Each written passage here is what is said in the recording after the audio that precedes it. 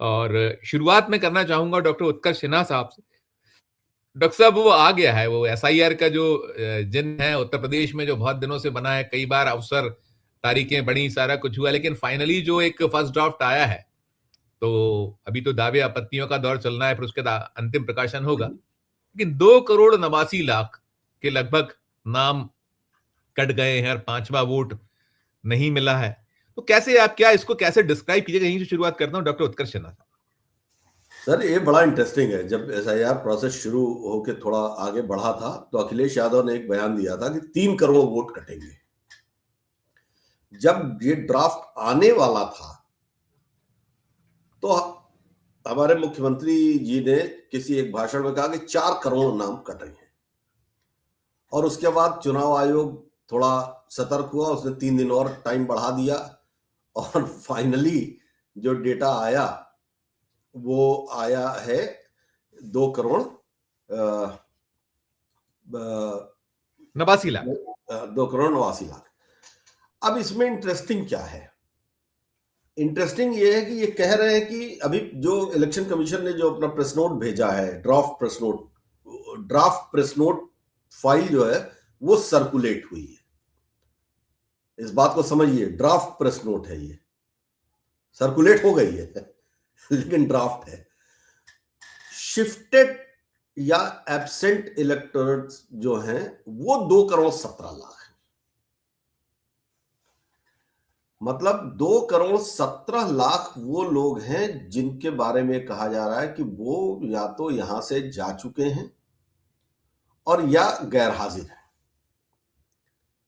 यानी कि बीएलओ को वो मिले नहीं, और या बीएलओ को उन्होंने दिया कागज, बीएलओ ने कागज दिया तो वो पहुंचा नहीं वापस। मैं जोशी जी आग्रह करूंगा, आपका थोड़ा वो कट रहा है, फ्रेम आपका प्रॉपर नहीं आ सके। और करीब 25,47,000 वोटर ऐसे हैं, यानी 1.65%, जो मल्टीपल एड्रेसेस जिनके मिल रहे थे, तो वो अब एक जगह हटाने के बाद ये हुआ है। ये बहुत इंटरेस्टिंग है। यानी जो गायब हो गए, उसमें हो सकता है कि मृत हो कई बहुत सारे चीज, वो संख्या बहुत बड़ी है। और मल्टीपल वोटर वाले वो जगह वाले एनरोल्ड लोग वो कम है, बहुत कम है। हालांकि इसका असर बहुत है। असर ये है कि 25 लाख भी कोई कम संख्या नहीं होती है। ये ज्यादातर जो इस तरह से शिफ्ट हुए हैं लोग या मल्टीपल वोटर नाम थे, ये शहरी वोटर थे। जैसे कल मैं एक जगह बैठा हुआ था एक पार्टी के कार्यालय में, वहां पर जो बात हो रही थी कि बनारस जो प्रधानमंत्री जी का निर्वाचन क्षेत्र है, बनारस में पूरा कॉम्बिनेशन बिगाड़ गया है, क्योंकि बनारस से बिहार से लगा हुआ बहुत सारा जो जनता थी वो बनारस में रहती है। अब वो पूरी की पूरी कॉलोनी वापस अपने गांव में अपने आप को लेकर चली गई एज ए वोटर। यही हाल गोरखपुर में है, तो देवरिया में है, मतलब जो सीमावर्ती क्षेत्र है, या लखनऊ, राजधानी लखनऊ। मैं उस पर करता हूं, मैं कंक्लूड कर रहा हूं सर। तो इन चीजों का जो फर्क पड़ा है, ये फर्क बहुत ज्यादा उथल पुथल मचाने वाला है। हालांकि अभी भी इसमें चेंजेस करने की बात है, तो ये जो 2 करोड़ 2.5 करोड़ जो एब्सेंट बता रहे हैं, उसमें से कितने वापस आएंगे नहीं आएंगे, ये भी अभी देखने की। सब हमारे लिए खड़े होते हैं और मैंने बात की, हमने बात की, हम कर जाएंगे, सब पर आपका अंतिम नोट सर। Unmute please. हाँ आप है अनम्यूट। एक एक लाइन की प्लीज सकते हैं। जी। अभी कुछ बड़े पढ़े लिखे लोग हैं जिन लोगों के साथ, जो हम लोग को अपने साथ बैठा लेते हैं, बड़े पढ़े लिखे लोग हैं, वो थोड़ा उनकी मेहरबानी रहती है। उनसे बात हो रही थी कि भाई ये क्या, ये क्यों नहीं बोलते। एक नया शब्द आया मेरे सामने, डिप्लोमेसी ऑफ साइलेंस। बहुत बढ़िया, अद्भुत लगा मुझे लगा कि यार मैं तो मतलब मैंने तो ये सुना ही नहीं था कभी कि डिप्लोमेसी ऑफ साइलेंस। तो लगा कि तुम समझ नहीं रहे हो। वो इसलिए नहीं बोलते हैं कि कई बार चुप रहने में बड़ी ताकत होती है। तो मैंने कहा कि भाई वो चुप रहने में ताकत हो तो पागल होता जा रहा है, वो तो लगातार बेइज्जत करता जा रहा है। चुप रहने में क्या ताकत है? तो बोले यार तुम लोग नेगेटिव सोचते हो। तो खैर, तो diplomacy of silence is the new diplomacy of India. क्या क्या जो 1971 जब भारत इतना मजबूत नहीं था, या 1965 जब भारत बिल्कुल मजबूत नहीं था, तो लाल बहादुर शास्त्री और इंदिरा गांधी को ये ज्ञान देने वाले विद्वान नहीं थे सर। बहुत सुंदर। वरना वो कभी कहते नहीं कि आप कुछ भी कर लीजिए, हमारी सॉवरेंटी और हमारे इंटरनल मैटर में आप बोल नहीं सकते, चाहे वो निक्सन हो या उनके पहले के प्रधान राष्ट्रपति। अमेरिका तो दादा 1945 से। Yes sir, yes sir. दूसरी बात भारत की डिप्लोमेसी की, फिर मैं कहूंगा तो डिप्लोमेसी ऑफ साइलेंस है। और दूसरा एक डिप्लोमेसी हमको हमारे फॉरेन मिनिस्टर ने समझाई, उसको ध्यान रखिए। उन्होंने कहा कि अपने से कमजोर, अपने से मजबूत के साथ लड़ाई नहीं करनी चाहिए। जब चाइना की बात थी तो जयशंकर का बयान था, आया था। तो भाई जब अपने से मजबूत से बहस नहीं करनी है तो diplomacy of silence is the best diplomacy. बहुत सुंदर।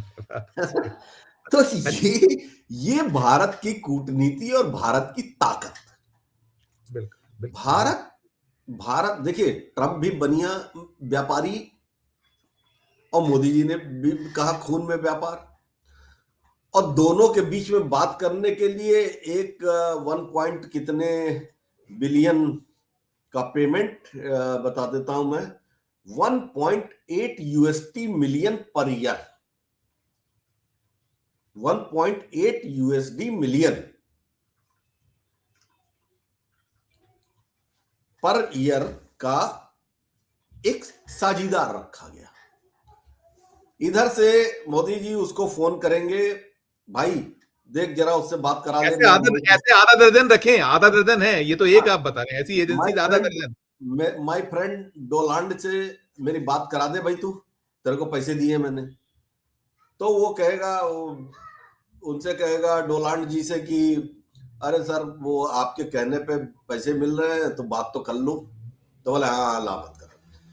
अरे भाई तो हमारा मिशन वहां क्यों है, हमारी एम्बेसी वहां क्यों है, हमारे डिप्लोमेट्स वहां क्यों है? आप क्यों इंडियन फॉरेन सर्विसेज के ऑफिसर्स को इतना नेग्लेक्ट कर रहे हो? They are cream of our society. आज से पहले देश की डिप्लोमेसी इन्होंने संभाली है। बिल्कुल बिल्कुल। इनको पता है कि कैसे बात करनी है, कब बात करनी है, इनकी ट्रेनिंग है।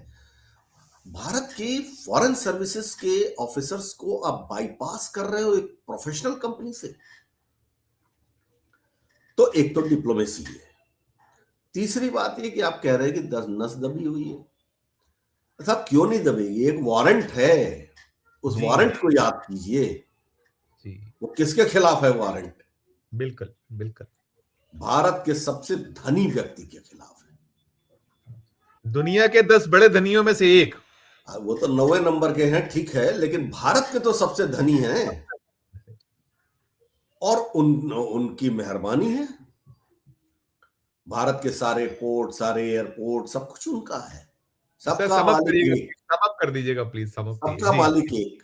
तो अब इतने के बाद काहे का रोना और क्या बात करना? सर मादुरो, वेनेजुएला का प्रेसिडेंट मादुरो, मैं पर्सनली उसको डिक्टेटर मानता हूं। जी हाँ जी हाँ जी हाँ, हम सभी है ना? जी। लेकिन आज पूरा वेनेजुएला उसके साथ खड़ा है, उसके विरोधी उसके साथ खड़े हैं। सवाल सॉवरेंटी का है। जी जी जी। और डेनमार्क जैसे नॉन मिलिट्री स्टेट की प्रेसिडेंट बोल रही है, और हम डोनाल्ड ट्रंप, क्या नॉन अलाइन मूवमेंट के दौर में हम इसकी कल्पना कर सकते थे? वही वही और बिल्कुल डिप्लोमेसी, आखिरी लाइन, डिप्लोमेसी ऑफ साइलेंस तो उस आदमी ने भी नहीं अपनाई थी इंटरनेशनल मामलों में, जिसको आप मौनी बाबा कहते थे। बिल्कुल और बिल्कुल आपसे ज्यादा बोलने वाला प्रधानमंत्री देश को नहीं मिला और आप डिप्लोमेसी ऑफ साइलेंस समझा रहे हैं।